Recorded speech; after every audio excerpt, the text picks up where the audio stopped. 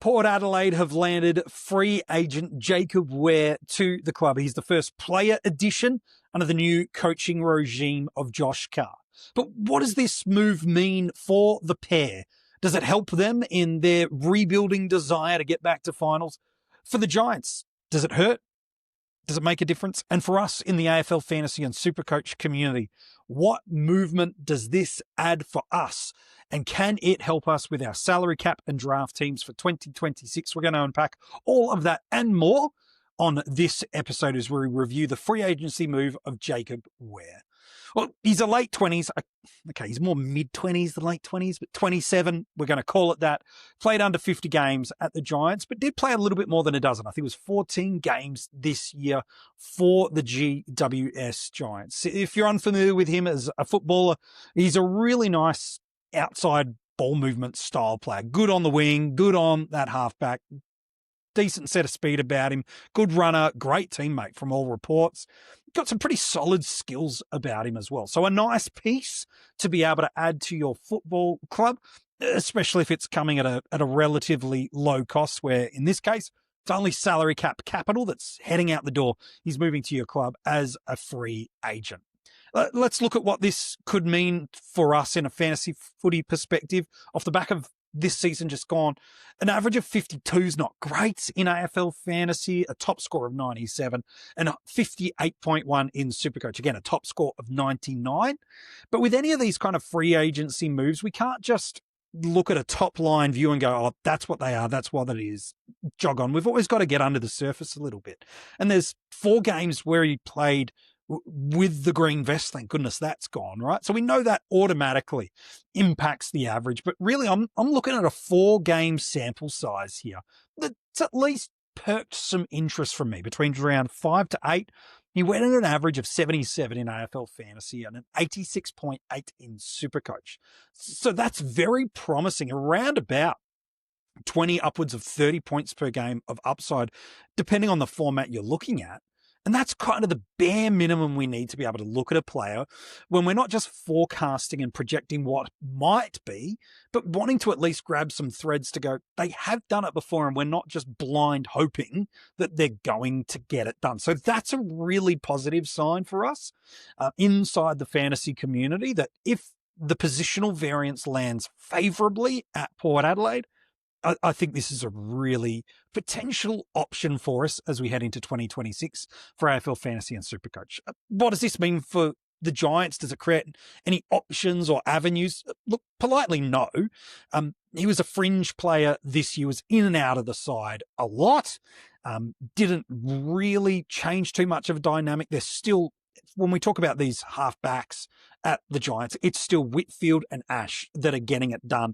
And then on the outside of things, yes, I know there might be an opportunity with, Callahan moving more in, Kelly potentially missing the entirety of the 26. So there might have been an opportunity for him to lock in a little bit more of a permanent role. But you just feel like they've got just an abundance of smalls that they're trying to get in and through this team through this kind of high half forward and wings role. It does feel like to me a little bit that Jacob could see the writing was on the wall and jumped out. So I think it's probably a lack of depth for the Giants that this offers, but he was fringe at best. What does it mean for Port Adelaide? Well, they've already talked about how handy this could be to their midfield group from a depth perspective, and I think that's where he's going to land. But positionally and ultimately what that benefits us in the fantasy community really has a bunch of different variants moments for us. Number one, what's this game style that we want to see under this new coach of Josh Carr? There's so much unknown exactly of what his philosophies are, how he's going to move the ball, what he values highly. There's some stuff that's already kind of seeping out of the club around that, but nothing definitively. So we're going to need to see some information kind of just creep out through the pre-season to give us a little bit more clarity around that.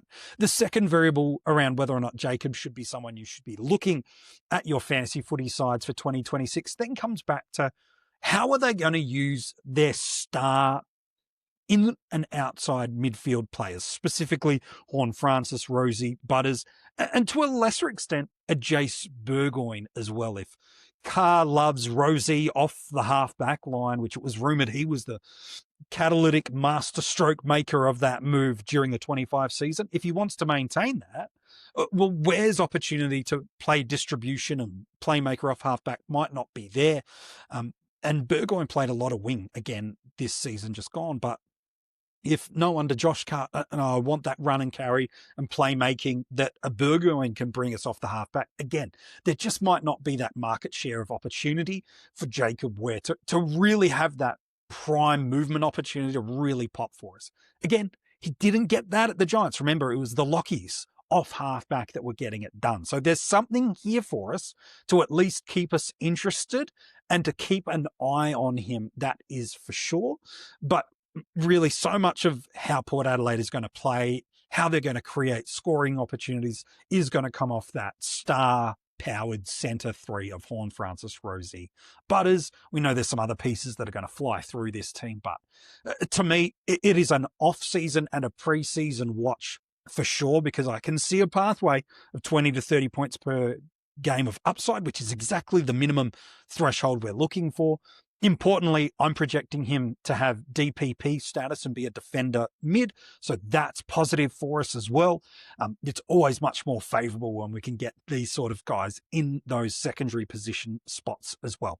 So to me, summary, I think he's going to be someone to keep an eye on. It does depend on role of how these other players that are going to be much more prolific and prominent play around him. And then third, that game style that we want to see from Port Adelaide. I think it's someone to watch. It's not a definitive lock, but it's not a definitive pass option either. But what's your take? Do you see some benefits coming for Port Adelaide? Do you see this creating opportunities for someone at the Giants? And are you interested in picking him in 2026? Why don't you comment and let us know? Every single player that changes clubs, whether it be as a free agent or via the trade mechanism this offseason, we are going to do a review episode right here on the channel for them. So please make sure you stick around, like it, keep in touch with us.